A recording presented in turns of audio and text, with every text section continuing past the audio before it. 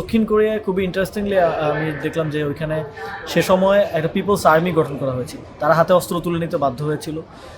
সাধারণ সিভিলিয়ানরা অস্ত্র তুলে নিয়েছিল এবং তারা তখন আন্দোলন রেভলিউশনে যোগ দিয়েছিল এবং তাদেরকে হত্যা করা হয় পরবর্তীতে। যদিও একটা লং জার্নির পরে তারা এই রেভলিউশনটাকে সাকসেসফুল করে এবং একটা ডেমোক্রেটিক কান্ট্রিতে আসলে পরিণত হয়।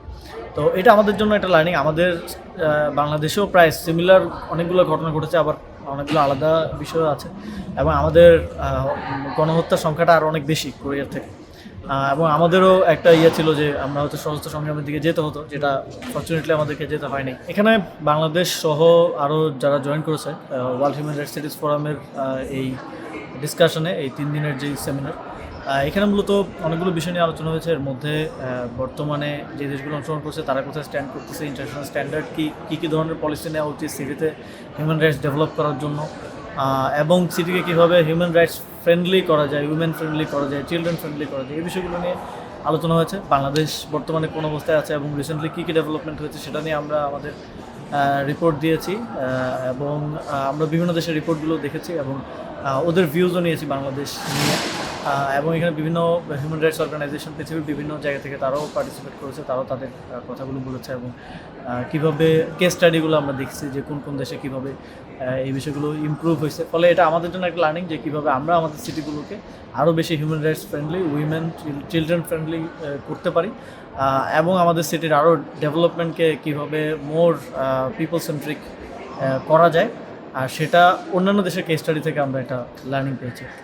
দক্ষিণ কোরিয়ার যে গণতান্ত্রিক যে আন্দোলন এবং গত 2024-এ বাংলাদেশের যে একটি গণতান্ত্রিক আন্দোলন সংগঠিত হয়ে গেল, এটার মধ্যে কি আপনি কোনো ধরনের সাদৃশ্যতা খুঁজে পান?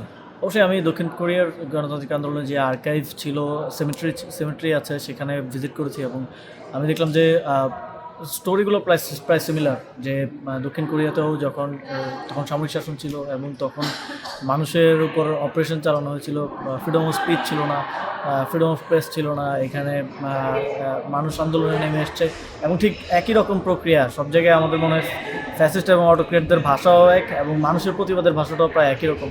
এখানেও আমরা দেখেছি হেলিকপ্টার থেকে গুলি হয়েছে এবং আমাদের এই যে বিভিন্ন দেশগুলোতে আমরা রেভলিউশন দেখতেছি, গণঅভ্যুত্থান, আপরাইজিং দেখতেছি, তাদের মধ্যে সিমিলারিটিজ আছে, আবার অনেক কিছু থেকে শেখারও অনেক কিছু আছে যে ওরা ডেভেলপমেন্টটা কীভাবে করলো, গণঅভ্যুত্থানের পরে কী জিনিসগুলো ওদেরকে বেটার একটা জায়গায় নিয়ে গেলো, কী জিনিসগুলো আমাদের অনেক ক্ষেত্রে আমাদের যেই কাঙ্ক্ষিত সাফল্য সেটা আমরা কী কারণে পাই নাই। এটা একটা লার্নিং আছে। তো এই শেয়ার্ড লার্নিংয়ে আই থিঙ্ক ফিউচার আমাদের জন্য কাজে আসবে, আমাদের জন্য এবং আমাদের এক্সপিরিয়েন্স থেকে সাউথ কোরিয়া সহ আরও বিভিন্ন দেশের জন্য। আন্তর্জাতিক এই প্ল্যাটফর্মে বাংলাদেশের প্রতিনিধিত্ব করতে এসে কী ধরনের বার্তা আপনি দিতে চাচ্ছেন? আমি মনে করি বাংলাদেশের বিভিন্ন পলিটিক্যাল পার্টি এবং গভর্নমেন্ট সহ সবারই এ ধরনের প্রোগ্রামগুলোতে, ইন্টারাকশনগুলোতে থাকা দরকার, রিপ্রেজেন্ট করা দরকার বাংলাদেশকে এবং একই সাথে অন্যান্য দেশের এক্সপেরিয়েন্সটাও আমাদের জানা দরকার, বোঝা দরকার।